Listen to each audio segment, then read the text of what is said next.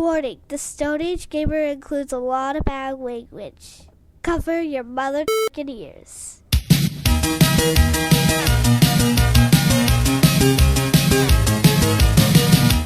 Good evening and welcome to the Stone Age Gamer Podcast. I am Kris Randasma. Joining me tonight is Tears of his very own kingdom, Dan Ryan. Oh, God. Hey. Hi. We are firmly into 2023. And with all our 2022 stuff out of our system, oh boy, it's finally time to look ahead to what this year will bring. Will Dan finally get that Golden Girls pad collab he's been dreaming of? Oh my God, so hard. Put on your hype goggles because the Stone Age Gamer Podcast starts now.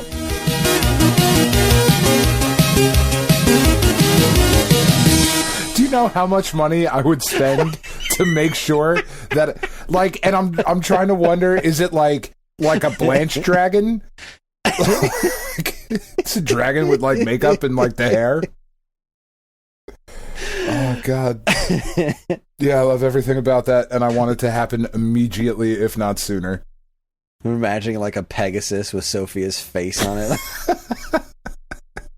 Hi everyone, her fucking special attack is picture in Sicily. Oh man. It's going to be one of those... Gufflarfa. All right, this is episode 447. It is the week of January 27th, 2023, and due to circumstances beyond our control, it is way later than we usually get started. So, yeah, I can't imagine that's going to make this episode shorter, but it is going to make it worse. Yeah, let me apologize up front for any nonsense that happens. We are starting recording at 11 o'clock at night. We usually start at 9 o'clock at night, but my dog, one of my dogs, Benji, had to get emergency surgery today at the vet hospital where Tiff works, and when I went to pick him up, Dr. Munier comes out and he's like, so it's a good thing you guys did this because he would not have made it through the weekend. I was like, oh, cool. You said, oh, you're full of shit. And you said, no, your dog is. Your dog is. No, he was full of hair and leaves and gross and it was a whole... Yeah. But anyway, like, had I not done emergency surgery, I would have lost Benji this weekend. So I'm very happy that we did the emergency surgery. I am happy that all panned out as well. It's still like... We're still in the first, 72 hours, though, so by the time we record this next week, things could be different. But for right now, things are looking very good, and the doctor was very happy with his prognosis. So, again, apologies if the show is off the rails and shitty this week. My dog's fault. Yeah. Blame the dog for... Fucking Benji. Seriously. God, dogs being all alive and stuff. Man's best friend. Yeah. Oh no, man. Anyway. All right, so we've got a lot of ground to cover. I haven't played anything that's like really over the top amazing. I'm making some weird progress in Vampire Survivors. Like, yeah. I really thought I was like, yeah, so I feel like I'm getting close to killing that Red Reaper. I got to be close to done. But now every time I play, something really fucking weird happens. Like, I got to this weird, I played a level and then all of a sudden I was in a hallway and like all of my items disappeared and I had to just run to the end of this hallway and survive. And then there was other one I was playing and everything kind of like disappeared and I had to fight something and then these black hands did a slow clap and it kept like zooming in and zooming in and zooming in and like then the last time I played I went to like what I believe is the last boss of the game, but I didn't fight him. He just asked me, he said a bunch of gibberish and then asked me if the game was too easy or too hard and I was like, too easy. And then the title screen showed up upside down. What the fuck is going on? It just keeps getting weirder and I love it. God, that game's good. God, that game is so stupid good. There's so much more to it. It's really good. Love it. I'm still working on Pong Quest, which is still great. This game is so stupid, but it's like it's mesmerizing. I really wish it had more music. The music that's in it is great, but every battle is, the Pong battle, it always has the same song.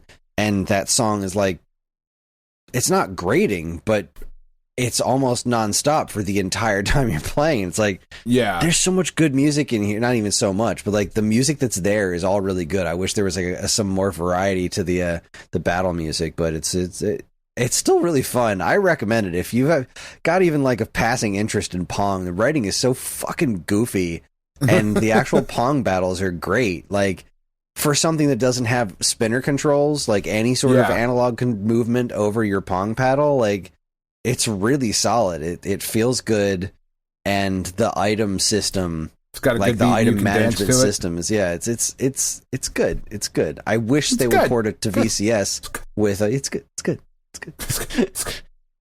Drive you out the middle of nowhere, leave it for dead. I wish they would port it to VCS and do the classic joystick support with paddle controls, because I would absolutely buy this again to play it like that. Oh, and I beat Atari Mania.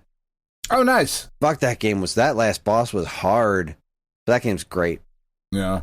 Nah, I think that's it. I think that's all I got in the games department. John's just really been wanting me to play Vampire Survivors, because he's like, I wonder what kind of weird thing's gonna happen today. He's like, I don't fucking know. Let's see. What weird shit could possibly show up in this run? Yeah, it's an awesome game. I have done next to nothing this week, mostly because, Tuesday or Monday, had off, so it was just kind of like hanging out with the kids, right? Government holiday for MLK's birthday, so like hanging out with the kids, hanging out with Tiff. And then Tuesday, when I got home from work, it was like, oh, like Katie is like, she's sick. Like, that sucks. She's like legitimately sick. So I guess I'm not going to work tomorrow. I'm going to stay home and take care of my kid. So that's fine. I'll do that. And then Wednesday I stayed home and took care of Katie.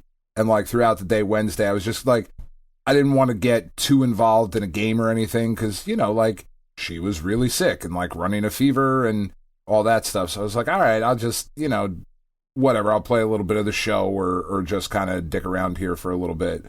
And then on Thursday, it was like, all right, well, she's definitely going to the doctor now, because she is just not getting better. And take her to the doctor on Thursday, and he's like, yeah, well, she's sick. It's like, that's awesome. Thanks, Doc. Really appreciate it. You really put my my fears at ease there. Like, she doesn't have COVID or anything like that. She just has like some sort of really nasty viral something or other that is like apparently going around. Cool. That's fun. So that's what I've been doing. And then the dog was sick, and it's just like, all right, well, I'm going to sit on the couch and like just kind of dick around with Pad and Snap and like make sure I don't need to save anyone's life. So that's what my week has been. Sounds like a good one. Sounds like a hoot. It's been something, man. It's been crazy. Well, I'm glad it's over. The week is done. Don't fucking tempt fate. How dare you? No, I didn't say the problems were over. I'm saying it is physically over. It's time. All your problems now are next week's problems. Nah, man, you're right. I really hope the Giants win tomorrow night. That'd like kind of put everything like, that was a shitty week, but like the Giants beat the Eagles, so like it's not all bad. I'm firmly in Eagles country down here, so I'm probably just not going to leave the house. Karen doesn't give a shit. The Steelers are out, so it's just the worst. Eagles fans are terrible, horrible human beings. Did I ever tell you the Eagles story of why I hate the Eagles more than any other franchise? You probably have, but I could use a refresher course. It's I can do the short version. It's easy enough. So, I went to an Eagles playoff game in like 92, 93, something like that. Maybe even before that. Like I was young. I was like 10, 11 years old. And the Eagles played the Giants in the playoffs. And this was back when Rodney Peete was the quarterback of the Eagles. No, they didn't play they played the Lions, and they beat the Lions, so they were going to play the Giants. That can't be his real name. Whose Rodney last name Peete? is Pete? Yeah, that's a first name. Peete. Okay, all right. Is how it was spelled. Right. As long as it wasn't just like, my name is Rodney Peter, not Peterson, just Peter. Just call me Rodney Pete. Rodney Pete. All right, Lions versus Eagles. All right, so this was December 30th, 1995. Okay, so I was 15. All right, so not old enough for what happened. So my stepdad and I go to this game, and it was at Veterans Stadium, which, for anybody who has never been to Veterans Stadium, which is probably most of our listeners, it was one of those old, like, 1970s stadiums that was just a circle, and it was awful, and it was a fucking dump, and, like, the stadium was so bad that in certain sections of the football field, you could legitimately feel where the manhole covers were underneath on the street. Like, there was no padding. It was just a horrible place for a horrible city full of horrible people. And it's legitimately like the coldest I've ever been in my entire life. Was in it because it was one of those circular stadiums. So when the wind would come down, it would just whip around in the stadium, and it would just stay in here, and it was fucking horrendous. So the warmest jacket I had was a Giants parka that I had gotten like the year before for Christmas or something like that. And I should not have been wearing it to a playoff game, especially if the Eagles won. They were going to play the Giants the next week. But whatever, I'm a kid. I'm 15 goddamn years old, right? So watch the game. Eagles win. My stepdad and I are walking out. The entire stadium starts chanting, "We want the Giants! We want the Giants!" And I'm like, fuck. This is going to go real bad because I'm wearing Giants blue in this stadium right now. And indeed it did.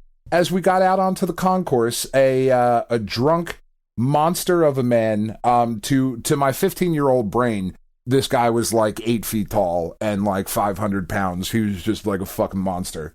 But he was just some drunk Philly schlub. And he legitimately, a fully grown adult, grabbed me by my jacket, lifted me up off of the ground, and started screaming in my face about how big of a cunt I was and what a fucking pussy I am, and I'm gonna beat the shit out of you for wearing these colors to our fucking stadium, and you're lucky I don't fucking kill you right here in front of your father. And I was like, well, first of all, it's my stepfather. That's why he's joke's on you, bitch.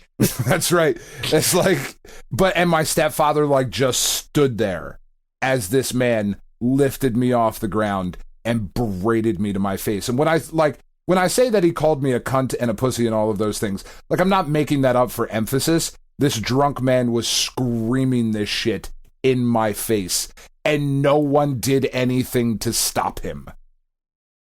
Like, no well-meaning Philadelphia Eagles fan walked by and was like, "Sir, I don't believe you should be doing that to that young child." They were like, "That's right, you fucking tell him, Mitch," or whatever the fuck his name was, because I'm sure it was Mitch. It was definitely Mitch. My God. No doubt. It was, I was so scared, like, legitimately thought this man was going to beat the shit out of me as my stepdad stood there and watched, and the Eagles faithful chanted that EAGLES bullshit as he was kicking the shit out of me. And they're terrible fucking scumbag people. Which I could say behind a microphone. So anyway, I hope they lose real bad. They're probably not gonna, but I hope they do. I hope all the bad things happen in the world and to them and no one else. Oh, football. Yeah. Isn't that a fucking wild story, though? Like, I wish I was making any of that up or embellishing any of that, but, like, that legitimately happened to me. I was lifted off my feet and screamed at. It does seem pretty believable. I mean, it does seem pretty Philly. Like, when you come down to it, that's the kind of, like, when I tell that story to people who are from Philly, they're like, I mean, you were wearing Giants colors. Like, that's their response, not like, oh man, that sucks. They were like, yeah, you should have better known better. Well, I suppose. You wore the wrong colors to this sports game. That's right, to this sporting event, and now your life is at risk. How very fucking dare you? How dare you be 15? Yeah, it's fucking wild. Or, you know, from Anyway. out of town. Like, Yeah, I just... God damn it. Anyway, so that's my Eagles story. Hate them to little bitty pieces. But let's talk releases, Chris.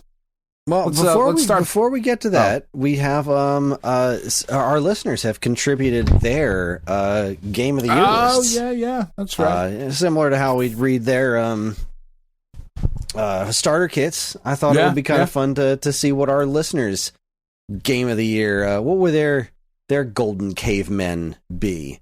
So the first one is, let's go to, this was actually from posted over on Patreon. This is from Tom on the Patreon. It says, great show. This motivates me to make my own list. And here it is.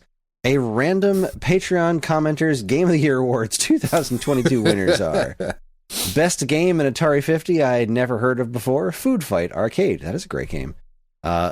Best That's game... a good category, man. It is. I like that one. Best category, best game from Atari 50 that I had never heard of before. I like that. That's a good one. I'm into that. Not one you could have done. Yeah, no, there was. I believe I had heard. I had heard of all of them. I thought for a second that I was thinking of like Yoomp, that homebrew game on there, but I had heard of that before. I just had no idea what it was. But sure. Anyway, let's see. Best game in a game is Blockchain from Arcade Paradise. I have not heard of Arcade Paradise. Have you? No, I have no idea what that is. Yeah, me neither. We'll have to look I thought that up. Blockchain was the fucking like NFT shit that we hated. Isn't that what that was? But apparently this is a game called Blockchain. So, okay. Best bucket goes to Stanley Parable Ultra Deluxe. Again, I'll take. I'm not going to argue with that. Yeah. Best game involving dice throwing that got a huge free content update this year, Dicey Dungeons. Best game not involving dice throwing that got a huge free content update this year, Into the Breach. Nice. Let's see. This is an excellent list. Yeah, I'm really into this so far. Well done. Let's see. Sorry, I'm managing a couple of screens here. Best game of 2021. I was a year late for was Axiom Verge 2. Best game of 1990. I was 32 years late for Kicks for Game Boy. Most claustrophobic game, Iron Lung. Best game you can finish in an afternoon, Electhead, and Game of the Year, Arcade Paradise. I'm gonna have to look into this Arcade Paradise thing. Paradise? I've never heard of it. So must not be very good if we've never heard of it. But I mean, we do have likes it. We do have our fingers on the pulse. Oh, so of the in the pulse, community. even. Yeah, we're all up in those arteries. I'm just all up in them guts. All right, moving on to that was a good list. Thank you for that. Moving on to Discord. That's how that word works. Yeah, for sure. From Chronodin, the Curses Foiled Again award. For the game I tried yet again to get through, but still didn't, that goes to Chrono Cross, the Radical Dreamers edition. Man, there's a great game in there, but even the remake wasn't quite enough to keep my attention through to the end, not with other stuff to play. Yeah. The How'd I Miss This award. The award for a game that came out a long time ago, but I never played until this year, goes to Terranigma. Never even released in the United States, this completes the unofficial Quintet trilogy with Soul Blazer and Illusion of Gaia. It's an incredibly ambitious game and a lot of great stuff going on. I didn't beat it quite yet, but I'm going to come back to it soon. It's a fascinating game that came near the end of the SNES's lifespan. We're moving on to the next award. Doobity-doo. Sorry, that silly online gambling thing that I do is happening right now. So oh god, I just won like $6. Nice. Yay. Fucking spend it all in one place or on one face, as my grandmother used to say. I'd be like, are you encouraging me to be a whore? Because challenge accepted, Grandma. Fuck. Like, I know you think you're challenging me, but you're not. But this is a bet you're going to lose. There. Claim Threaten me prize. with a good time. Let's get this over with. All right. Now, apparently the big one is going to go sometime soon, but not soon enough, so I can close these apps and get back to not paying attention to them. Every now and then it works out where I'm actually in front of a computer and I can do it on both devices and double my winnings. So $3 turned into $6, and that was worth all the extra time and attention I spent to it. Anyway, the over 9,000 award for the game that made you feel ridiculously powerful. Yes, I made this award just so I could give it to Vampire Survivors. You guys said so much about it on the show. That's absolutely true, but it desperately needed a shout out. The biggest disappointment award. I got to give this to Switch Sports. Oh, granted it is fun, but it still seems to lack something that Wii Sports had. You're not entirely wrong. The pins don't even have the same satisfying sound when knocking them down in bowling. And I wish you could unlock more costume parts without having to play online against people. Yeah, no, I'm 100% with you there. If we could unlock costume bits by playing offline, we would still be playing it way more regularly than we do. Yeah. But because the only way to unlock it is online, and you can only do that 2 players at a time, it doesn't fall into the family night as often as it should. Yeah.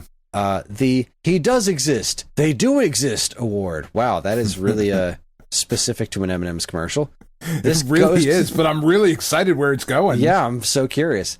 This goes to the game that actually came out that I never thought would. No, not Return to Monkey Island, though that's a strong contender, but rather Space Venture, in development by the 2 guys from Andromeda who made the Space Quest games back years ago since May 2012.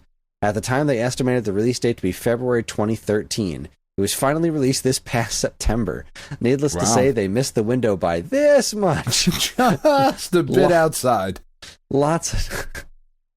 I think he was going for Get Smart, but you went League of Their Own. Major League, yeah. Or Major League, yeah, sorry, League of Their Own. God, I'm fucking drunk. Lots of different reasons for the repeated delays, but for their sakes, I'm very glad they finally did it. The Best Soundtrack Award, I'm doing a real award just so I can give it to Xenoblade Chronicles 3. All I will say is that the game soundtrack is varied, huge, and incredible. It is absolutely so good. Game of the Year, and anyone who knows me knows I have to give this to Xenoblade Chronicles 3 also. I have some things I wasn't completely happy about with it, but regardless, what an incredible game and experience. Even after finishing it, the game continues to live rent-free in my head, and I'm trying to play other games before going back to it, but the urge is tough to resist. It's definitely the best game of the Xenoblade trilogy, and damn impressive what they were able to accomplish, both from a storytelling perspective and from a technical standpoint, given the Switch's aging hardware. All right. That was a nice list there, Chronodin. Let's see. Jamie Hill's up next. Well, I made my own list. Fun Awards. Favorite game I played that didn't come out this year, Last of Us Part 2. This is unofficially in my top 5 favorite games of all. It stressed me out so much I would have to walk away at several points. I could never stay away longer than a day, though. It kept me coming back for the ride of the year. Game I bought purely to keep a complete collection, Xenoblade Chronicles 3. These games are so not for me, but man, do I want them to be. This goes on the complete pile of Xenoblade Chronicles games that I own for some reason.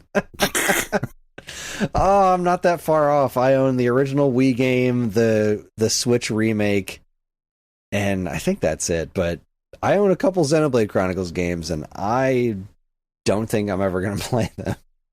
But they look so cool.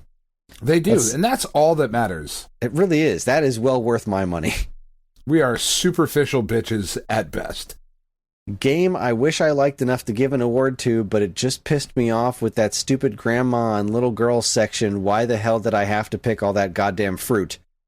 God of War Ragnarok. I still haven't beaten it. This is self-explanatory. Also, I can't stand what they did with Odin. That may change once I beat it. This game feels like a chore, and I hate that. I wanted so bad to love it, and I loved 2018 God of War. I will agree that it is not as good as 2018.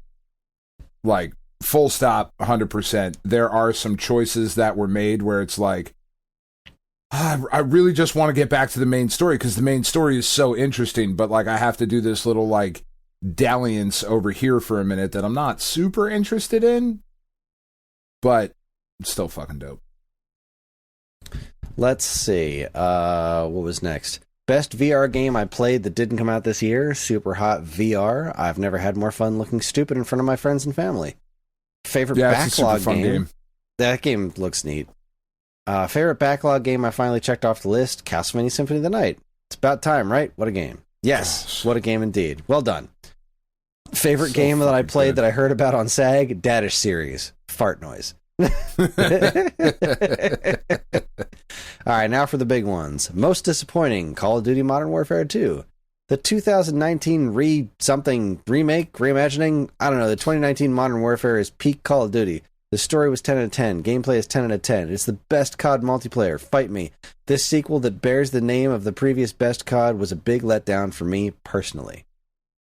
Biggest surprise, Call of Duty Warzone 2.0. It's a free cross-platform battle royale that was buggy as hell, but man was it fun. My wife would log in on the Xbox in the living room while I jumped on the PS5 in my office, and we teamed up with one of my best friends across the country as we fought other squads in a massive map while completing super fun missions and having a blast.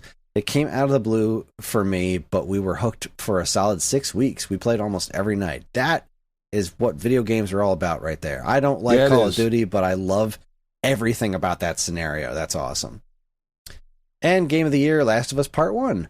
I wanted this to be Ragnarok, but here we are. Wow, this is the remake we needed. It's also in my top 5 favorite games of all time. I think I would also deem this the best video game story of all time. It makes the cost of owning a PS5 completely justifiable by itself. The story moments that hit hard the first time we played it on PS3 hit even harder now in the stunning 4K graphics and super smooth gameplay. This is what narrative video games should strive to be, and I'm so thankful I got to experience this story again in the same year I played Last of Us Part 2. Okay. Solid list there. Very solid list. Did you watch the first episode of Last of Us? God, no. No? The reason I don't want to play The Last of Us is because I have no interest in a story that's that stressful and dire. And the last thing I want to do is watch a really faithful TV adaptation of it. It was really fucking good. I've heard it's great. I was really stressed out.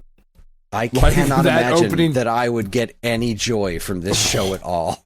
Man, that opening sequence, like, it's so faithfully recreated as Joel's driving around with his daughter. It's like, oh, God, this sucks because I know where it's going. I know what's about to happen. And, oh, look, it fucking happened and it hurts. And I hate it. But, God damn it, is it good. Yeah, that gets an emphatic no thanks from me. And also, just to kind of say the whole, oh, they did it. They broke the video game curse. Like, no, they fucking didn't. They really fucking didn't. You know why? Because 80% of The Last of Us is watching cinematics. They're just taking what's already not interactive and making live action not interactive. Like, they're not adapting. There's nothing to adapt. It's like, this is cinematic gameplay. And that's a thing that has very much, it deserves a place. Like, there's, for sure, that is very much a thing. But don't go saying like, oh, this is an amazing video game adaptation, because they didn't adapt shit. They just made the game into a TV show. The game that was already very much put the controller down and grab some popcorn. So I don't want to hear that shit. There are differences. Sure, they're not one-to-one just reusing the script, obviously.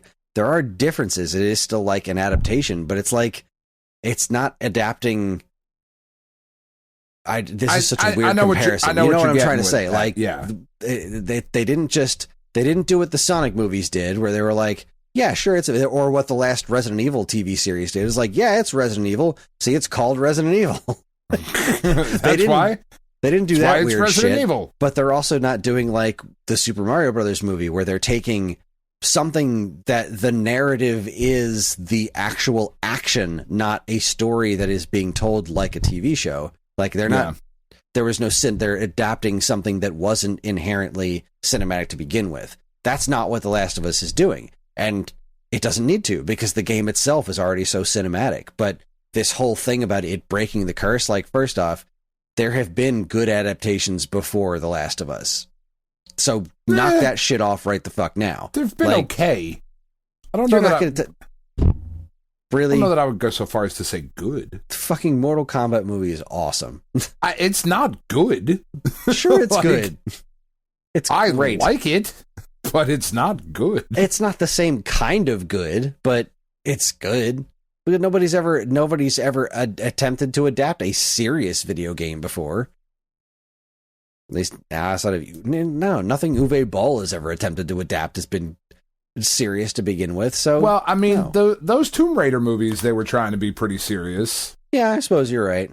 And they weren't but, they weren't this good. whole thing about the Castlevania anime series. No, that doesn't count because it's animated. No, fuck you, it counts. So that's right. Cartoons don't count, Chris. Knock all that shit right the fuck off. As Dennis Leary said, pull that truck over to the side of the pretentiousness turnpike. This show, I'm sure, is amazing, just like I'm sure the game is amazing. But it's just not for you. It's not for me, and the rhetoric that's surrounding it of is pissing me off. That's all. It's pissing me off. I am happy that it is as good as it is. And I want it to do really, really well because I want this to be what Iron Man was. You know, I want this to be the jumping off point to where we can finally get, the Halo show was not good.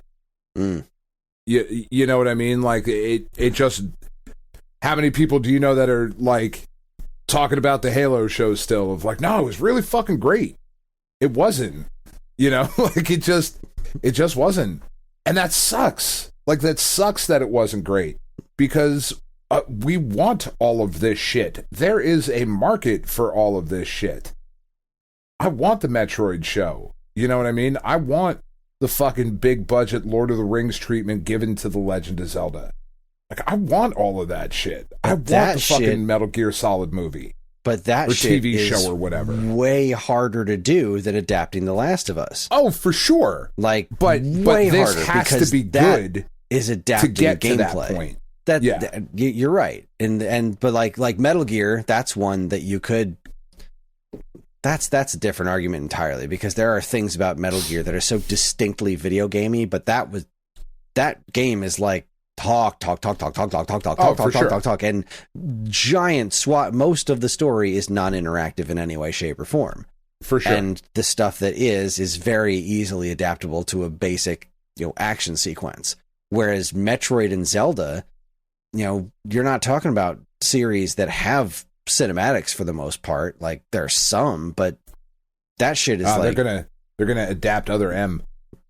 Oh my god. We're finally getting a Metroid show, but it's Other M. Oh my god damn it. The baby. I just want Charlize Theron as fucking Samus. That's all I want, Chris. I want someone I don't know as Samus. That's what I want. No. Charlize Theron is perfect. And whoever it is, I want them to be as cool about wearing a helmet as fucking Pedro Pascal in Mandalorian and Carl Urban in Dread. Yeah. I want no bones about the fact that 99% of the time nobody's seeing your face. Yeah. But anyway. All right, sorry. We've got shit to do. We got one more to read. One more to read. This comes from Trashman over on Discord. Favorite storytelling award?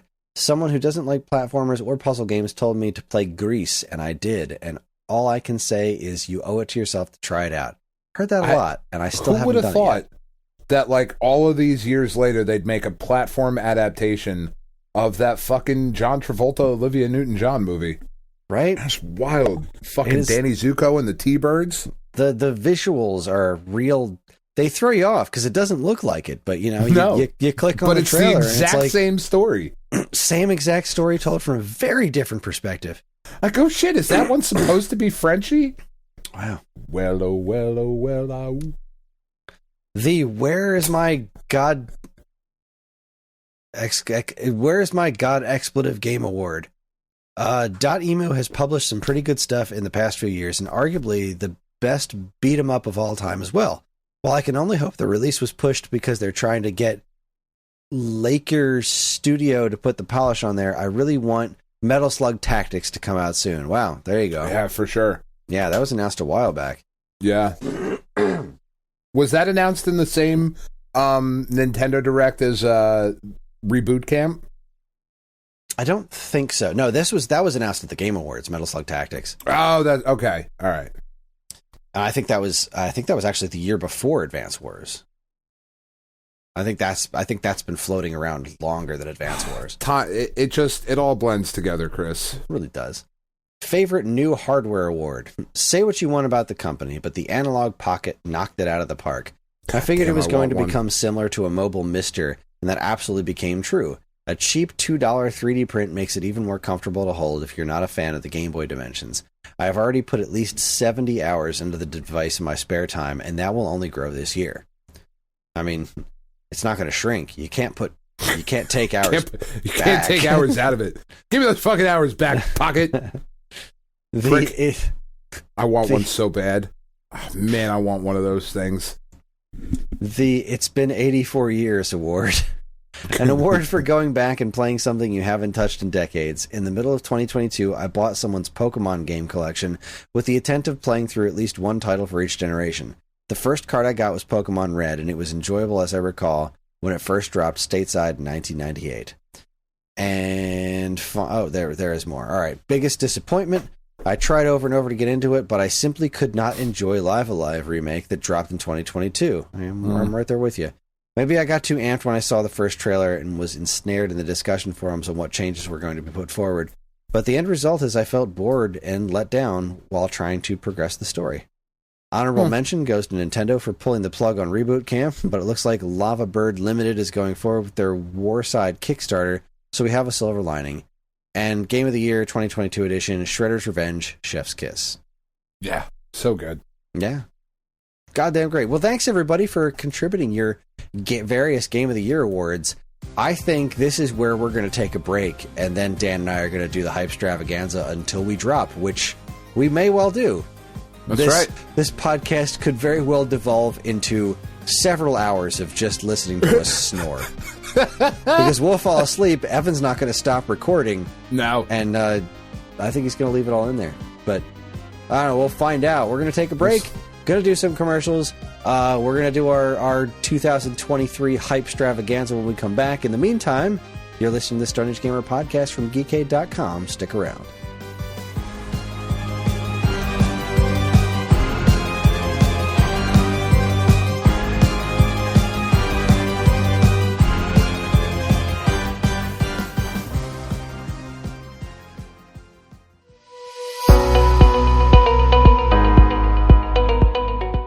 Hi everyone, Kris here.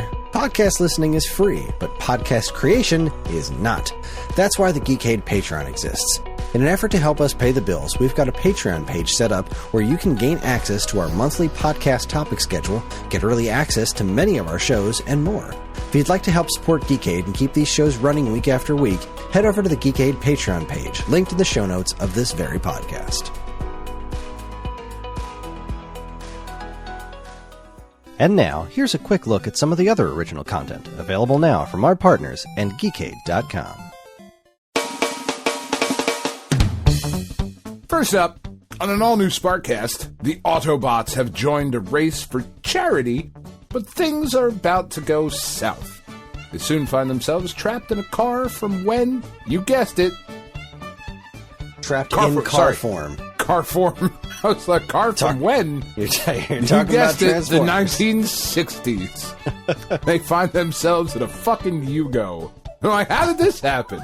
We were all hot rods and fucking gas guzzlers and... Anyway, now it's a Chevy Nova. They soon find themselves trapped in car form when, you guessed it, the Decepticons attack. Thrill! As the crew frequently gets off topic because this was quite possibly their most boring episode ever. But also thrill, as almost an hour into the show, they get around to their final character spotlight of Season 1, Optimus Fuck Prime. Don't miss Sparkcast Episode 70, The Autobot Run. Next, as you can no doubt tell from this episode you're listening to right now, or at least you would if I didn't change things around. I don't know, from the title, fuck it.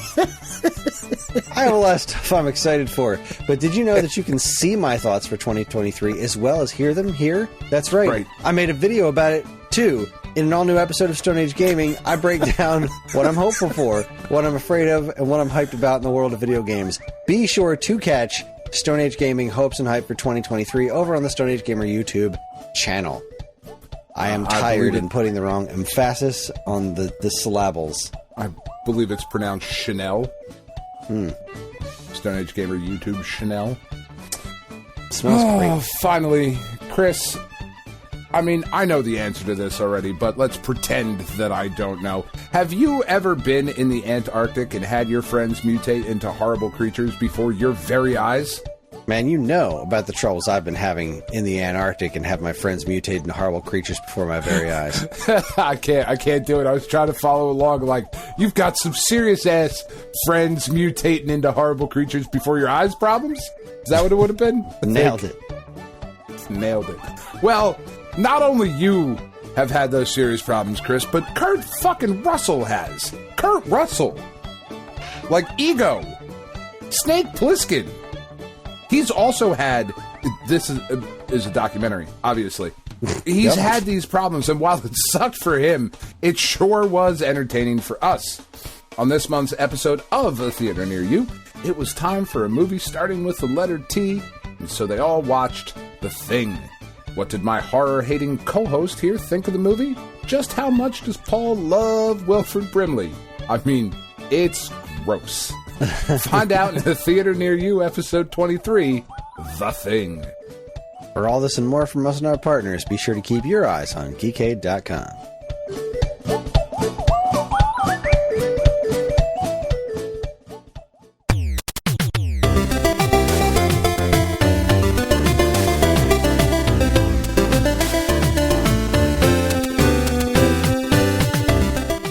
Yeah. All right, so we're back.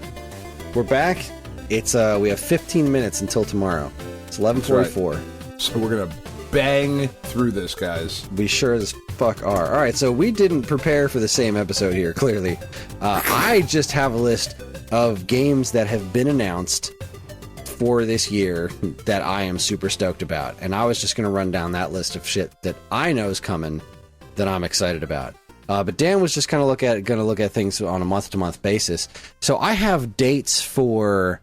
There are dates for 1, 2, 3, 4, 5, 6, 7 of my games. Everything else has no date yet. So let's start with the monthlies, and you can find what you want to find while I'm reading mine, and then we'll just go to the stuff that doesn't have dates and go. From there. Right on. What you got for January? For January, now more than half over. Yeah, I only got one for January, and that is Onion Assault, coming out January 26th. Okay. This is a Super Mario 2 inspired action game from the creator of Gunman Clive. Yeah, looks freaking great. I've genuinely enjoyed everything this guy has released so far. So this one looks great. I saw him say on Twitter that he hopes this one does well because apparently Super Punch Patrol did terribly. It was not a good time to release it. It was such a terrible timing thing. Like if that game had come out now, like I'm sure it would have done considerably better for itself. But like a game about cops beating up people when all that's happening in the world is that was brutal. Right after George Floyd, like that was just not a good time. Definitely not. It's a great game. Assault game. Yeah, it is a pretty solid beat 'em up, especially given the price and like the one-man development team. Like, yes, that's a solid beat 'em up. That's a fun-ass game. Onion Assault looks awesome. I'm stoked about it. What do you got for the rest of January? Really the main thing I'm excited about, there's two things. I'm still excited for Forspoken, which is that new Squeenix talking to a cuff.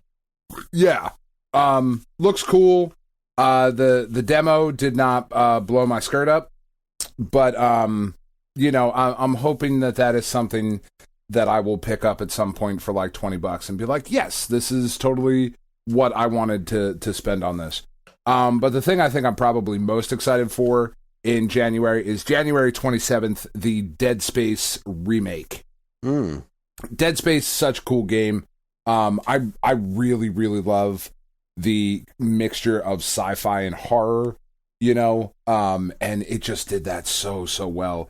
And to see the team that's remaking it seems to love it as much as anybody else has. Like, it doesn't seem like they're remaking it because they're like, this will make a quick buck. I know, we'll do Dead Space. Like, they had a vision for things they wanted to do and improve on, and it looks fucking disgusting and horrible and monstrous and all of those things that make it just absolutely gorgeous, and I'm very excited for it. Yeah, it looks pretty solid. I really wanted to get around to playing the original Dead Space because it reminded me of a lot of the things I liked about Resident Evil 4, and I just never got around to it. Yeah. It's a really good game. Like, the first Dead Space, I didn't play the second, I didn't play the third, there might have been a fourth, I don't know. The first one's really, really good, and I'm really excited to jump into this at some point. Like, I'm definitely, there's really not a ton of things on here that are like, oh, day one, have to purchase. Like, I will get to that at some point this year, but I am excited for it. Nice. Got anything else for January? Nope. It's off to February. Moving on to February. I got 2 for February. One, I will say, coming out on the 24th is Kirby's Return to Dreamland. Yep. I always wanted to play this game when it was on Wii.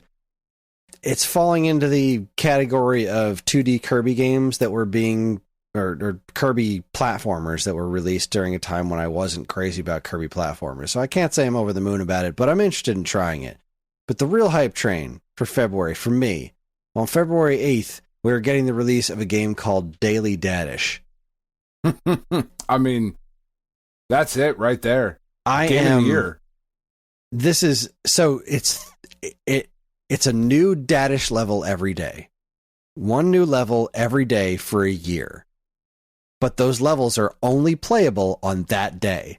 So if you want to see the entire game, you've got to play it every goddamn day. And which I is plan really to. Cool. Yeah, That's he said really the inspiration cool the inspiration was Wordle. He wanted to do like what they do with Wordle, but with a platformer. So I am so into this. I will be super devastated if I miss a day, and like I don't know if or when you'll be able to go back to it. Like, I don't know what this game's going to look like after the year is over. Is it free to play? No, it's you buy it and then you go. New levels added every day. A level every day. Okay. Yeah. So that's my plan. I'm going to buy it. I'm going to attempt to do it. I'm going to attempt to play it every single day. And I'm really excited about it. Fucking Dadish, man. That's awesome. Sign me up. Yeah, I'm really, really stoked about it. The music is like remixes of previous Dadish themes. It's got, kids saying weird ass shit at the end of every level. There's a bunch of new characters to unlock. Like, I am just over the moon about this. I was hoping there was going to be a Dadish 4, and instead I'm getting Daily Dadish. Just give me a little piece of this every day to play. That's marvelous. Yeah, it's pretty. That's pretty great. I gotta say, as a PlayStation kid, February is pretty fucking stacked. It's mostly stacked with a thing I'm not going to buy right away because I just don't have the money for it right now. But we are getting VR2 in February with a bunch of launch games. The launch games in February so far look like After the Fall, Gran Turismo 7, Horizon Call of the Mountain, Puzzling Places, Resident Evil Village, Res Infinite, Song in the Smoke, Tetris Effect, Connected. That's all on release day, the 22nd. And then there's a bunch of other stuff confirmed for the release window. And I had such a blast with the PlayStation VR. And most of the complaints that I had with it look like they have been fixed with the PSVR 2. I just don't happen to have another $500 to drop on that currently. But I am very, very excited for it. And I want it to be cool. Because VR is awesome. If Lawnmower Man taught us nothing else, it's that VR is awesome. But the thing, and I know we talked about this, I think a little bit off, I think it was off the air last week, but Hogwarts Legacy. That comes out February 10th. I know the problematic nature of J.K. Rowling and all of the just horrendously, like, just stupid shit that she says now that she just doesn't need to. Like, it's a whole thing, which we're not going to get into.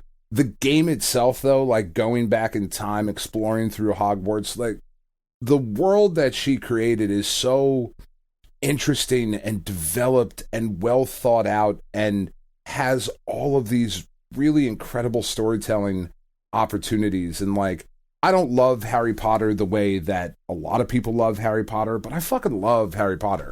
You know what I mean? Like, I really do. I have a fucking Harry Potter tattoo. Like, that's fucking weird, but I do. I have the Deathly Hallows tree tattooed on my arm. That I also incorporated with like ravens and other stuff because I like literature, so it's going to be like a whole liturature thing. I really thought you were going to say you had Dementor tattooed on your ass. No, I mean, I totally do too. When I bend over is when he does the what thing. It's great. God damn. Yep. The Dementor's right. Kiss. I will never look at it the same way again. Why does that Dementor have a beard? Don't worry about it. Fine. It's all right. Gross. We were doing so well with the Patreon subscribers too, and I feel like that might have cost us one or two, or gained 6 or 7. I'm not sure. People who were on the fence, they were like, hairy butthole jokes. That's what I was waiting for to send in my $1. They got me now. Oh, you son of a bitch. Look, we warned you we were tired. You knew what you were getting into when you started listening. It's the Dementors. They're grabbing their cheeks and bending over. No. Harry! Oh, he's got his hands on his bum. That's what they say in Britain, right? They say bum? I don't know. Pinky's up. Anyway, so Hogwarts Legacy, it actually does, I think, look like a really, really fucking cool game. And I'm really, really interested in playing it. I know, like I said, the backlash around it is crazy, but I think it looks really good, and they delayed it to make it better, and I'm always a fan of that. Like you can fuck it up real bad, or you can get it right out of the gate, and hopefully they're going to get it right out of the gate. And then Octopath Traveler 2. I didn't play the first Octopath Traveler, but I'm happy that it's happening. Oh, there you go. Yeah. Well, let's see. Let's move on to March. Smarch is pretty big too. Yeah, lousy Smarch weather. Let's see. On March 17th, we are getting a game that I have no way to play, and that is Star Wars Jedi Survivor. Yeah, I got a way to play it. I will be playing it. That's one of the few that is like I feel a day one purchase for me. I think Jedi Survivor, definitely. Just so I can be like, haha, guess what, Chris? Guess what I'm doing. To spoil me on all the Cal Kestisness. When's Mandalorian Season 3 start? Yes. I changed positions here. I'm like lounging. Oh no. And it's hard for me to type from this angle. It doesn't matter. It's all right. Mandalorian Season 3. When does it start? Because there's like a bunch of... this is such a crazy year for Star Wars. It's ridiculous. Because Ahsoka's coming out this year too? Right? Yeah, let's see. It's the 8 episodes, March 1st. Jesus. All right, so Bad Batch is still going to be airing when this starts. Mando starts in March. Jedi Survivor's in March. We still have Ahsoka this year, and I don't think Acolyte's coming out this year, but it started filming this year. We'll probably get a trailer for it. No movies, but there's a couple of shows. We're getting another season of Visions this year. There's the little kids show that's based in the High Republic that's coming out this year. Oh yeah. There's I'm probably not going to watch that one because it's for little kids, but I think it's cool that it exists. Yeah, no, that's awesome. Obviously, there's a bunch of comics and books coming as well. Like, this is a big freaking year for Star Wars. But yeah, Jedi Survivor looks really cool. And then on the 24th, I'm still on the fence on whether or not I'm going to get this day one. I kind of feel like I should, but the Resident Evil 4 remake is coming out, and it will be on PlayStation 4, and I have one of those. And I love me some Resident Evil 4. March just feels like such a weird time to play Resident Evil. It does. It does, but it's a remake of one of my favorite games ever, and I feel like you have to have it. I do. I have to have it and or play it eventually. I wish I had like a PS5 or an Xbox Series X to play it on, but I don't, and that is not in the cards for me right now. So theoretically, I mean, if I had to choose between Jedi Survivor and RE4 Remake, I'd probably still pick RE4 Remake because it's, like, I love that game, and as long as this still has that feeling, and it looks like it does. It does. It's got a lot going for it. It looks freaking cool. So I don't know. Honestly, like all of the other remakes they've done, like the 2 and 3 remakes were really fucking good. That's what I hear. They were really good. Like, all right, what's your March look like?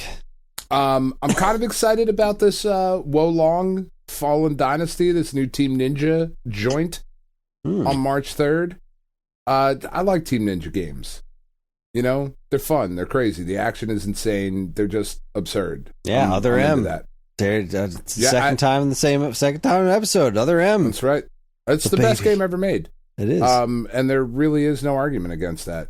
I'm also kind of excited for Fatal Frame, the new Fatal Frame Mask of the Lunar Eclipse. Mostly because Hero is really excited for that. You know, like Katie's really excited for the Kirby Return to Dreamland. Hero is excited for Fatal Frame. So, like, I get to get both of those things with my kids, which is pretty cool. Then, obviously, the Jedi Survivor and Resident Evil 4. But I'm also kind of, like, weirdly excited for EA Sports PGA Tour. Because I fucking love the Tiger Woods games. I loved those games. And Tiger Woods is kind of a nozzle. So, you know, they haven't done a proper Tiger Woods style golf game in a while, and man, this looks to be hitting all the right notes, and those games were really fucking good. So again, probably not something that I'm going to grab like day one, but I am excited for it. Huh. Yeah, I did not know your love of golf video games. Oh my god, the amount of time that Nick and I spent in college fucking yelling sit at golf balls on the television as we did not want them to roll off the green where we place it. Sit! Fuck! Just, it was ridiculous. It was great. All right, well, I got nothing for April. You got any for April? No, I like the Horizon Forbidden West DLC is really cool. Like they're adding a whole bunch of shit to that game. Like it is not a small DLC, so that's really fucking cool. But I mean, really, May is the big one. Let's see. Yeah, there's something coming out of May. It's a small one, not that. Yeah, big May's the big one. Like, and have you seen the shit going around about Suicide Squad Kill the Justice League? Right, it's got a bunch of like it's Avengers Battle Pass thing or whatever. Yeah, like it's the Avengers, which they just Crystal Dynamics just said they're ending support for. Like, man, how disappointing that game actually turned out to be. It was like when I got it, I had fun with it. But then it was like, oh my God, like this is just dragging to get all of the content. And I just want to be a cool superhero. Like, that's all I want to do. You know, like when you first get Spider-Man, like the Insomniac Spider-Man game, yes, there's a lot of story and stuff, but you are Spider-Man quickly. You know what I mean? Like, and you are swinging around the city and fucking punching and flipping and webbing and all of the Spider-Man stuff you could want. And in this game, you're like, well, you'll be Miss Marvel for a bit. And eventually you'll start to use your powers. And then maybe we'll let you play with Hulk for a little bit. And then after that, you'll play with Iron Man for a minute. And then you'll go back to Hulk for a while as we tell you this story. It's like, motherfucker, I just want to be Thor and throw Mjolnir at shit. Like, that's all I want to do. Don't make me go through all this other stuff. Assholes. And that's what Suicide Squad actually looks like it's good. And I was getting hyped for that game because, like, Kevin Conroy's last thing is Batman. And, like, okay, that's a thing that I'm into. And, like, my Batman is now gone, like, because I think Kevin Conroy is our generation's Batman as much as, Michael Keaton and certainly not Val Kilmer, I don't think crosses into that. But, it's like you want to play that and see his last performance, but not if it's this fucking live service shit. Like, no. But I mean, obviously not a great look. The big one in May is Age of Wonders 4. Like, that's May 2nd. Huge day. PlayStation 5, Series X, PC. Age of Wonders 4? You fucking kidding? I like Tears of the Kingdom. Like, whatever. Are you kidding? I don't know what that is. I'm 100% kidding. Was that the joke? I don't know what the fuck Age of Wonders is. I don't either. I think I know what it is. Is it like some sort of like strategy kind of thing? I don't know. Fuck, Chris, we're burying the lead. Yeah, Tears of the Kingdom. Tears of the Kingdom is May 12th, and I am I'm really slightly nervous about it because we've seen so little. Obviously for a reason. I'm not concerned with it getting delayed again. Sure. Was it a Breath of the Wild? We didn't really see a full explosion until a little bit closer to the game too. So my nervousness stems from how much I don't like Majora's Mask. Right. And this is like the first time they've really done a follow-up game since then. Like at least a direct follow-up like this to this degree. But I mean, this game doesn't look anything like Majora's Mask. This game looks freaking awesome. I'm very, very curious about what this is going to be and what my life is going to look like in May when this drops. And like, is this going to have the same effect on me? Am I going to drop another 200 plus hours into this game? Maybe. What if Man, I hope so. I hope it's that good. Here's what scares me. What if it's better than Breath of the Wild? Yeah. Like, then what am I going to do? I don't know. What am I going to do? Your whole life. Because like I was in Breath of the Wild. I had lived that game. I breathed that game. And like, if this is just Breath of the Wild, but they also added proper dungeons and they really tempered the weapons breaking. Like, weapons can still break. I'm totally fine with that. But like, cut that shit in like half at least. I don't know what I'll do with myself. Get rid of it. It's not fun. I think it's neat. I like how it forces me to pay attention to that, and like it forces me to not only try out different kinds of weapons, but to hoard all the weapons that I find. Because then like you're just like, all right, how many sticks will it take to beat this guy? 1, 2, 3. but also you cannot in good faith argue that it would not be better if that was not the case. I don't necessarily know. Definitely not the case. Definitely not the case that the way it is in the original game. They should not break that often. I'm saying that if they didn't, as long as the weapons don't last forever, I think that forces you to try different things that you wouldn't have tried otherwise. That like you're playing a game that's not like you can't. There's no ammo to conserve, but that's a thing in something like Resident Evil, for example, is conserving ammo because otherwise, what are you going to do? Then you got to fight with the knife. So like, how do you kind of take that level of resource management and add it to a Zelda game? You make the weapons breakable. Now, making them as breakable as they did in Breath of the Wild was stupid, but having them not last forever, I liked that, except for certain things. I also like that the Master Sword never breaks. There should be weapons that don't break, but I'm saying that some weapons should. I want to find that middle ground where nothing is as fragile as it was in the first game, and you can get more weapons that will never break. If I never have to craft another thing in a video game for as long as I live, I will be a happy camper. Really, I enjoy craft that. Anything. I like that. Blech. Oh, I think crafting it. in games is fun. Blech. That's cool. Time filler. I hate it. Nah. Anyway, good.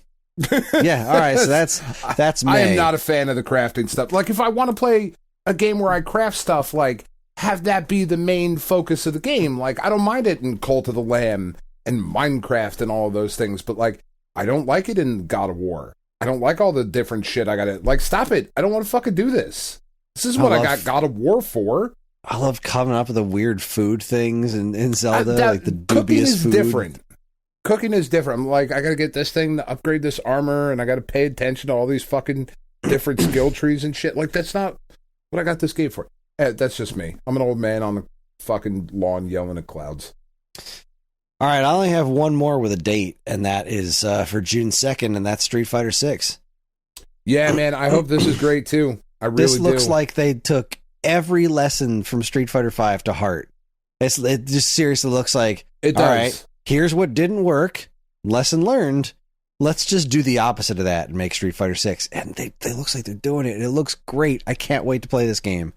The problem really, really cool. I'm going to, because Tears of the Kingdom comes out on May 12th, and I cannot imagine being ready to jump into Street Fighter that soon, close to the release of Tears of the Kingdom. The good news is Street Fighter's evergreen. So, yeah, you know, I'll get it when I get it, and when I do, I'm going to play the crap out of it. Yeah, I'm not super excited. Not super excited for Diablo 4 or Final Fantasy 16. But yeah, fucking Street Fighter 6 for sure looks incredible. Got anything else? That's the last thing I have with a date too. All right. There are plenty of other things though, alphabetically, that I am excited for. Mine are not in alphabetical order at all. How very dare you? Let's see if I don't want to do that. That sounds no, you like just work. do what you're doing. Yeah, I'll do what I'm doing. You do you. All right, first thing, top of the list. Just fucking excited about it, and I know you've played it, and I don't give a shit because I'm waiting for it to come to consoles. Horizon Chase 2 is one of my most anticipated things of 2023, like without a doubt. Is it coming to consoles in 2023? I believe so. Yeah, I'm 90% sure that they mentioned something in like a tweet, like it's coming to consoles next year, and that was last year when it released on Apple Arcade. So I'm 90% sure it's coming to consoles this year, and I fucking want it. And like everyone does, and that's what's cracking me up. Like every time because I follow Aquarius or whatever on Twitter, and every single time they post something about this game. Okay, but when's it coming to consoles? I don't want to play it on Apple Arcade. I want it on my console. When's it coming to Switch? Give me the Switch version. Every single time. Because that's what everyone wants to play it on. Nobody wants to play it on Apple Arcade. It's great that they got that deal. I'm sure that's wonderful for them, but come on, give me Switch version.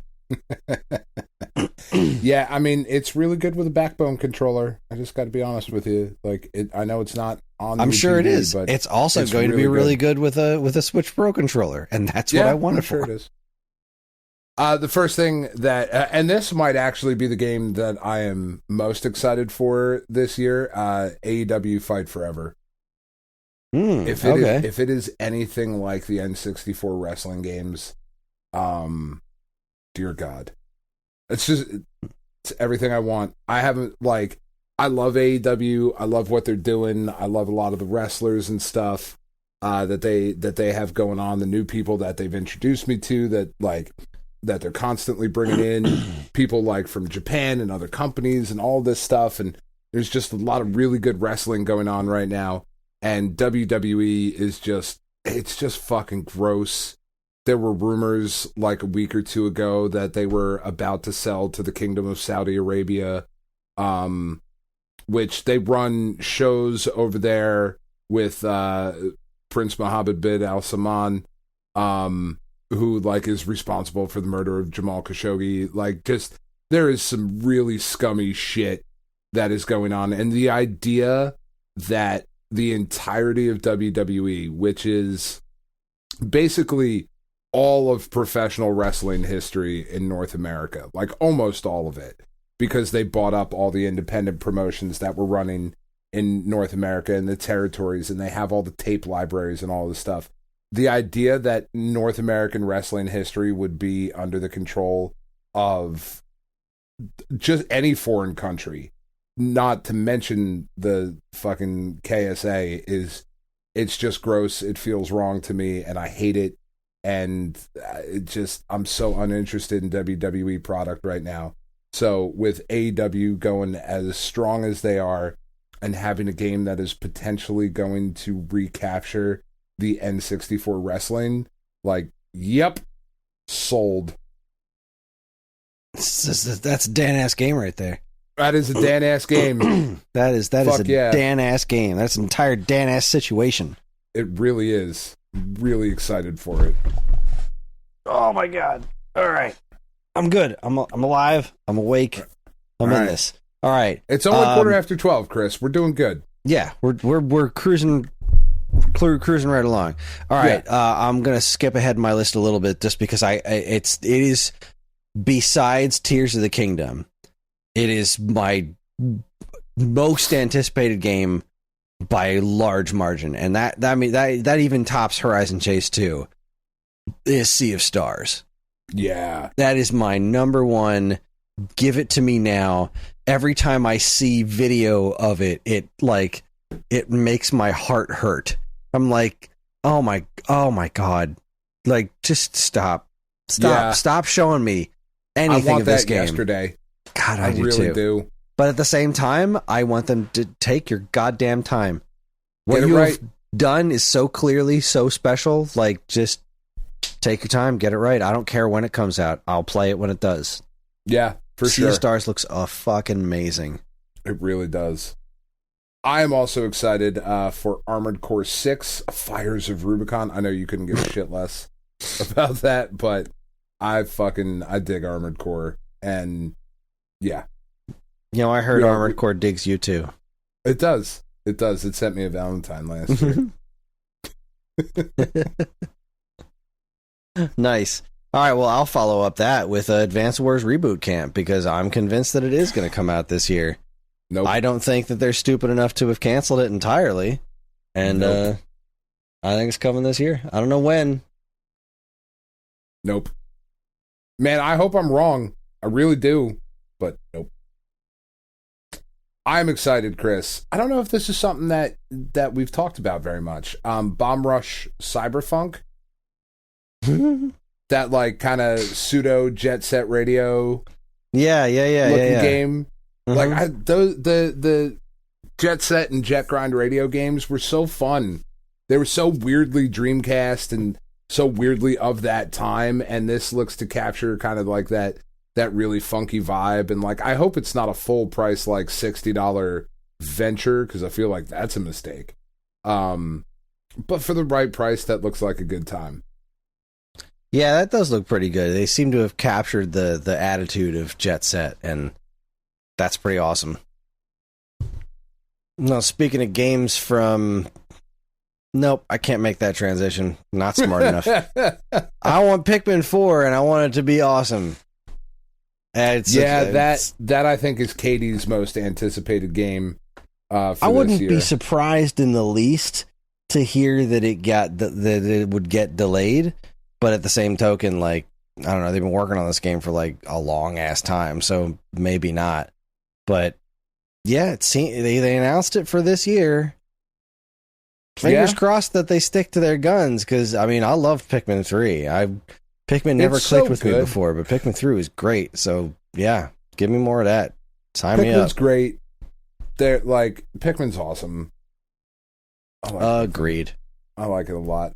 I wish I were excited for Dead Cells Return to Castlevania, but Dead Cells still just has not hooked me. It hasn't hicked me either. It hasn't done either of those things. Thank God. So I'm going to skip down to Exoprimal, because when they showed that trailer on the State of Play of dinosaurs falling from the sky like rain, it was like, oh shit, that's my kind of stupid. Capcom's making a Dinosaur Crazes back. Wait a second. Yep. This is not, how is this not Dino Crazes? How does Capcom keep making dinosaur games but just making them new IPs? What's wrong with you? Yeah. I don't know. It looks fucking cool. It does look cool. I don't know what the hell it is, but I know that I am excited about it. Yeah, the game looks a good wild. Trailer. Well, speaking of good trailers, now there's one I can make. I'm excited for that Plucky Squire game. Oh, that looked so good. Yeah, I was on the Devolver Direct around E3 last year, and it's like, you know, you're a kid in a book. It's giving me like vague Scribblenauts vibes, but not in like a bad way or anything. Just I think that game looks really, really special. I think it gives me the teeny tiny wonderful super guy vibes. I actually remember that. I'm unfamiliar with that. Oh, dude, it was like Mr. Rogers or Sesame Street or something. It was a little dude, and he would like jump from like glasses and plates and stuff. Oh, you had to have fucking seen that when you were a kid. No, does not sound familiar. It's like the teeny weeny incredible super guy or wonderful super guy, something like that. I don't know. I'll look it up. I'll send you a picture. It was really cool, but kind of gave me those sorts of vibes. Man, I am really excited about Final Fantasy VII Rebirth, like the next in that series. I'm really curious to see where they fucking go with it, because Final Fantasy VII Remake kind of changes the story in some pretty big ways, and we'll kind of see where we go from there. I don't know. Is that coming out this year? Yeah, well, it's supposed to. Wow. Yeah. Huh. Rebirth is the next one, right? Like, I'm not making that up. I don't fucking know. You should know. You're the host. You're funny. Yeah, it's Rebirth. It was remake, rebirth, and then they haven't given the last whatever. Rejiggered. Ridiculous, I think, is the last one. I think that Disney Illusion Land looks super cool. I am unfamiliar with that one. What is that? It's a platformer based on those like really weird new Mickey Mouse cartoons. Oh, that's right. We did talk about that. Yeah, it kind of like was announced pretty unceremoniously, with no release date. But I think it looks cool as hell. I'm very into it. Yeah, those Mickey cartoons are fucking weird. And I like them. I like them a lot. They're fucking weird in a good way, and it's giving me some Rayman Origins vibes. So yeah, I'm into it. I think that game looks cool as hell. Yeah, right on. I'm into that. I just it was I looked it up. It was Sesame Street that he was on. The teeny weeny super guy. Okay, let's see. Yeah. Okay, yep, I know what you're talking about now. Okay, I was going to say, like, you had to have seen this thing. I don't remember I don't remember the name of him, but I remember this visual. Like, yeah. Looking at this and like, yeah, you're right. This does remind me of Plucky Squire a little bit. That's funny. Wow, I forgot this was even a thing. All right, so if this comes out this year, Kris, this might be the game of the year, not just indie of the year, but like game of the year. And that is Hollow Knight Silksong. Mm-hmm. That's in my wish list because I don't buy it for a second. But I mean, man, I don't know. It was in that whole Xbox thing. They promised. I don't know. Will Silksong come out before Advance Wars? Who knows? I don't. But yeah, you're right. Silksong, like, that's the thing. If Silksong comes out this year, it's got to compete with, for my game of the year, Tears of the Kingdom and Sea of Stars. Those are my front runners. And that's some business right there. That's some fucking business. Yeah. But I don't know how to feel about it. Hollow Knight was so good. That was a very special game. Man. And Silksong's been in development for about 13 years. It feels like it at this point, but man, I really, really hope it's fucking great. Fingers crossed. Well, I am pretty confident this is coming to... This is another one of those situations where I'm pretty sure I saw it's coming to consoles this year, and that would be Shadows Over Loathing, the follow-up to West of Loathing, which I fucking loved West of Loathing, and I will play more of your stick figure weird game. Yes, please. Gimme. Yeah, I'm pretty excited for that too. Having never played West of Loathing, which I feel like is a game that I would really, really love if I did play it. But I've just never gotten around to it. I think you'd like it. I also think you would like Haiku the Robot. I remember saying that before, and that's got some serious Hollow Knight vibes. I think you'd like that game a lot. I definitely have to get to them at some point. One game that I feel like I definitely will get to at some point this year is Killer Clowns from Outer Space, the game. I can't believe that's real. No, I can't either. So, like, I feel like I have to buy it when it comes out so, like, nobody can take it from me. Like, they're going to put that out on the, like, all the digital shops and, like, in the stores for, like, a week and be like, oh, what the fuck were we thinking? This is absurd. Take this back. And then, like, it'll just be like a dream. Like, it never even happened. It'll just be there with PT. Like, no. Like, what the fuck? Don't do that. In 2023, they are releasing a Killer Clowns from Outer Space multiplayer game. That's weird as shit. It's an up to 10 player game. It is fucking weird. That is the weirdest fucking thing, because that is a terrible movie. I don't know if you've ever seen the movie, Chris, I have not. It is. I love it, but it is Killer Clowns from Outer Space. They are not burying the lead on that. They're not fucking around and being like, no, it's actually a really deep reflection on society, and nope, it's Killer Clowns from Outer Space. That's what it is. None of those things. It is none of those things. I am reluctantly, and you really did kind of convince me on this, just as far as the pricing is concerned. It's still always going to make me feel weird, but logically, when I think about it, I'm just happy the Final Fantasy pixel remasters are coming to consoles. I don't know what's taking them so fucking long. Yeah, it seems absurd that it's taken this long, but yeah. But here we are, better late than never. Pixel remasters. I would love an excuse to replay Final Fantasy VI in a fancy new form. So let's do it. Fuck yeah. Better Nate than Lever. Yeah, you said it. I did. The other game that is really, like, looking at it, Sea of Stars is kind of like an early front runner for Game of the Year just because of the pedigree of what they've done. But Spider-Man 2 is supposed to hit like September, October, November this year, and I fucking love that first game so much. So that is definitely very, very high on the list of like Game of the Year front runners. It was so good. It was such a good game. And the way they handled the introduction of Miles, just really, really great. I'm really excited to jump back into that like gameplay and just the awesomeness that was being Spider-Man in that game.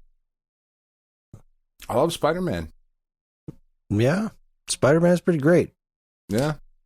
I'm going to give this one a back-to-back, a little twofer here. I am really excited for the new releases, the modern ports of both Euphoria and Mr. Gimmick. Yeah, that's pretty cool. I love that those games are getting another shot in the spotlight. I've already pre-ordered the soundtrack for Gimmick, so I'm pretty jazzed about that. That's coming out on vinyl. But yeah, I will buy the shit out of both of these games because I love these games, and having like real remakes with, not remakes, but re-releases that are done with love and care. Yeah, sign me up. That sounds great. Yeah, that is really awesome. I'm very excited for those coming out. You know what else I'm excited for, Chris? There's a new RoboCop game coming out. Is there? Yeah. RoboCop Rogue City. Wow. I PS5 didn't know about Series that. And Switch. Yeah. I'm in. Yep. You don't need to show me any more trailers. It's RoboCop. I'm in. Sold. Wow. All right. Yeah. That's great. Yeah. Well, I have, this one is neat because I found out about this kind of on accident. I had to seek out a trailer for it. I didn't know that it was happening. And I guess I'm not 100% sure it's even coming out in North America. But there is a Top Racer collection. Oh, that's pretty cool. which is especially neat because I mean it is Top Racer is what they call Top Gear now. Yeah. I don't know if that was, I don't know what the deal is with that. I assume it has something to do with the TV series, but it's just called Top Racer now, and it's the same exact game, just with a different name. But the trailer that I found, it seems like directly related to Horizon Chase, and I don't know what it means. Like Top Racer, Crossroads, Horizon Chase. I don't know what that means. They add like Horizon Chase tracks to it. I don't know, but this collection's got Top Racer 1, 2, and 3000. Yeah, that's sure. cool. I'm happy as a pig and poo. I played so much Top Gear 1 and 2 on Super Nintendo, and I never actually played 3000 because it was a late Super Nintendo game. But yeah, it's 2023 for PS5, PS4, Switch, Series, and One. Yeah. I'm pretty jazzed about that. I would love to have classic Top Racer games again. I mean, granted, I'm also theoretically getting Horizon Chase 2 this year, but I'll dive into the old stuff again. Yeah. Why not? I can think of no reason. Fucking A. All right, Chris, I've got 3 more that I'm excited about.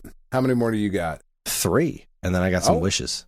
Look at that. I don't even have any wishes because I feel like that's just being greedy, but that's the type of guy you are. So like, whatever. Damn right. Fucking the Suikoden 1 and 2 HD remaster, Gate Rune and Dunan Unification Wars. Fucking great title. Love that. I'm just really excited that these games are going to be out readily available, especially Suikoden 2. Just such a good fucking RPG. And I don't know that I will have time to dedicate to it, unless maybe we get hit with another pandemic. That might be the only way that I fucking get to Suikoden 2 this year. But I'm definitely going to pick this up just so that I have them and can get to them at some point. Great fucking games. Nice. And if they ever release a new Metal Gear game, hopefully Psycho Mantis will say something about it on your memory card. I'll be so excited. Oh, you like Konami games, don't you? What? I'm pretty stoked about this game called Anton Blast. Oh, yeah. That WarioWare looking thing. Yeah, not really Wario Land cool. looking thing. Yeah. Some indie game that looks like, well, I'm not waiting for Wario Land anymore. I'm just going to make it myself. I'm just gonna make one. It looks fucking great. This character design is awesome. Yeah. Anton Blast. Sign me up. This looks great. Yeah, that looked really fucking cool. I'm into that. I am also into, I don't know, I imagine that this game is going to suck because it is copying the Friday the 13th and Evil Dead formula, but they are doing an asymmetric multiplayer Texas Chainsaw Massacre, and man, do I love me some Leatherface. That movie's scary as fuck, like still to this day. God damn it, is that the first Texas Chainsaw Massacre is among the scariest films ever made.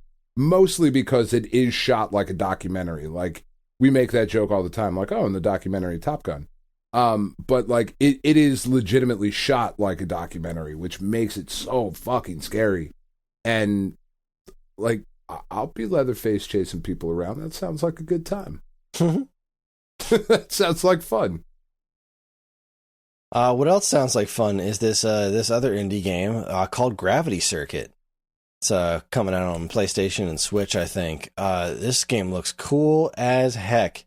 Looks like it's got some slight Mega Man vibes, some Ninja Gaiden vibes, and it's got all kinds of good vibes. This game looks amazing. Gravity Circuit, and I keep forgetting the name of it, but this game, you like some robot ninja. It just looks awesome. Gravity Circuit looks amazing. I'm very much I like into robots that. and ninjas. Yeah. Who doesn't? I'm not a hard sell. I'm a cheap date. Yeah. Gravity Circuit. Sign me the hell up. All right. What's your last one? Last one I'm excited about is also an RPG, but one that I definitely will make time for this year, and that is WrestleQuest. Oh, right. Yep. A wrestling RPG. Done. And it's all like 16-bit looking, right? Am I crazy? Yeah. Yep. And it's got like old school characters, Macho Man, friend of the show, Patrick, is doing some work on it. Like, he did a panel with fucking Ric Flair and shit about this game. I'm like, dude, what is your life? That's How amazing. do you get to do that and we don't? That's fucking weird. I don't understand that. But okay. I mean, maybe because you're like a college professor and a published author and we're not. But, like, whatever. Make a phone call or something and be like, hey, you want to come meet Ric Flair? Because, yes, I do. But a wrestling RPG? Yeah, done. That's Nice. it. Yep. All right. Well, my last one is Caverns of Mars Recharged. All right. This game got leaked accidentally on Atari's site for like 15 minutes or something. Yeah. And they pulled it back down. Like, so, like, we know what the next Recharged game is. It's totally Caverns of Mars. I played Caverns of Mars for the first time on Atari 50, and I thought it was a really freaking cool idea. And doing a recharge version of that seems like a really smart play. Yeah. It seems like it's really ripe for that kind of reinvention, which is not, it's not one that I would have predicted, but it sure. I can't say it looks cool, but the way I'm imagining it, it seems cool as hell. So, I mean, I've liked every one of these recharged games so far that I've played, especially Yars Recharged. So, Caverns of Mars, sign me the hell up. Yeah, That looks why not? awesome. Yeah. Okay, I am fading fast here, so let's go over my wishes. All right, here's my wish list. These are things that I want to see happen in 2023. I want Metroid Prime 4 in some way, shape, or form. That doesn't have to be a release of the game, even if it's just a trailer and it's coming out early next year. That's fine, but I think we're ready. I think it's time Metroid Prime 4 was in our lives for real. Silk Song, Yeah, I obviously agree. that was a thing, but you already talked about that. I want an end to the Amico. I want that to be over. Whether the system, they release like 5 copies of the system and get them out into the hands of like a couple of weird influencers, or if it just is done. But I just want it over. I don't want, I'm tired of the, it's still happening. Tired of hearing about it.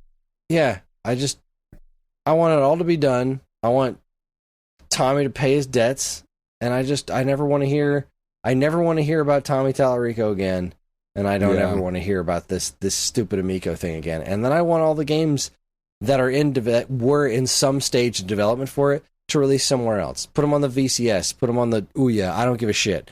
I want to be able to play that breakout game from Choice Provisions.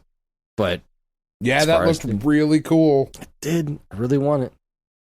I very much want a clarity of vision for Atari. I loved pretty much everything they did last year that had to do with video games. And they seem like they're on that track. There's over the last couple of years, and I think a lot of this started before Wade Rosen took over the company. There's been, NFTs and blockchain, and I think Atari owns like a bunch of acres of quote unquote land in the fucking metaverse or something. Yeah. There was talk of doing like Atari hotels. They're still doing like lifestyle stuff, like the speaker hats and whatnot. I want them to pick a direction, like video games, and to just do that hard. That's what I really want. I really want Atari to focus all of its energy on making their games as good as they can be, making the VCS an ecosystem that makes sense for people to buy into. I don't want them to try and take over the world. I just want them to be substantial. And I think that kind of a clarity of vision is what that company needs, I think. So I hope they find it this year. Fingers crossed. I want the Mario movie to be good, obviously. I just don't want it to suck. So make it a solid movie, and I'm in. And of course, the big one, the number one, it will always be Kid Icarus Uprising ported to Switch. Man. I'd love a new game. Sure, that would be great. But really, more than anything, I want Uprising ported to Switch. because I want to play that game again, and I want to play it again and again for the rest of my life, like all the other Kid Icarus games, all the other 2 Kid Icarus games. All 17 Kid Icarus games. But I don't want to do it on my 3DS. Every time I think about it, I'm like, I don't want to do this. Yeah. I just don't want to do this again. It's just not comfortable. I want to play it on a TV with dual analog controls. I want to see, like, this game's scope is so epic. It's such an amazing looking game. And I want to see that on my TV in high definition, all cleaned up. Yeah. And that's what I got. That is my wish list for 2023. And that's my Hypestravaganza. It appears like it is going to be a very good year, Kris. It does. There's a lot of really good pieces on the board. There really New and is. old. There really, really is. It's That's fucking it, ridiculous. Yeah, that's it. That's all I got. I am fucking done. Put a fork in us. Yeah, we're done. I'm gonna sleep right here at my desk. That's not true. I'm going to bed. But that is our show. Join us next week when we kick off the first 10, 20, 30, 40 of 2023. There's video games on it, and I haven't checked because I haven't done any of the research yet. It's been a week. But we are on most social media platforms, and if you want to get in touch with us, we aren't very difficult to find. All it takes is a quick look at our show notes, and you'll see links to our social media accounts, as well as all manner of other fun stuff, like a link to our namesake, StoneAgeGamer.com, and more useful links than you can shake a joystick at. If you'd like to get early access to this show's episodes, as well as a bevy of other shows on the Geekade Podcast Network, check out our Patreon, also linked to in the show notes. It helps keep this show running week after week, and all our patrons are loved and appreciated by mail through the Postal Service.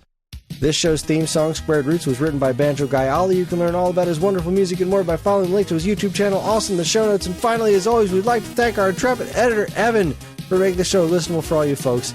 We'd like to thank all you folks for listening in the first place. That is it. I am tired. Thanks for sticking with us. On behalf of Dan and myself, keep playing games.